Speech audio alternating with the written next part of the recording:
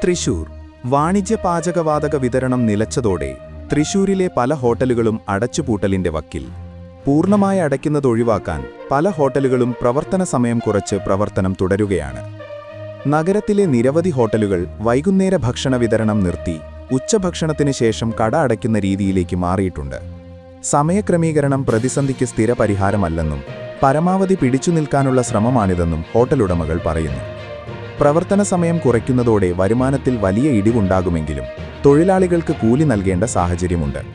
ഹോട്ടലുകൾ പൂർണ്ണമായും അടച്ചിടുന്നതിലും നല്ലത് നഷ്ടം സഹിച്ചു മുന്നോട്ടു പോകുകയാണെന്ന നിലപാടിലാണ് ഉടമകൾ. ഹോട്ടലുകളിലെ ശുചീകരണവും വിളമ്പലും അടക്കമുള്ള ജോലികൾ ചെയ്യുന്നവരിൽ ഭൂരിഭാഗവും ഇതര സംസ്ഥാന തൊഴിലാളികളാണ്. ഹോട്ടലുകൾ അടച്ചുപൂട്ടിയാൽ ഇവർ നാട്ടിലേക്ക് മടങ്ങുകയും പിന്നീട് തുറക്കുമ്പോൾ തൊഴിലാളികളെ ലഭിക്കാതിരിക്കാനുള്ള സാധ്യതയും ഉടമകൾ ചൂണ്ടിക്കാണിക്കുന്നു.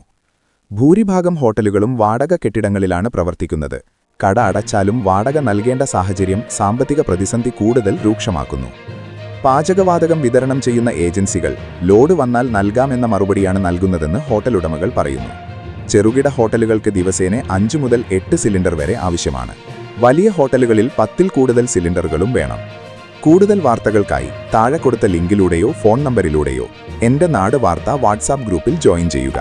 8129622842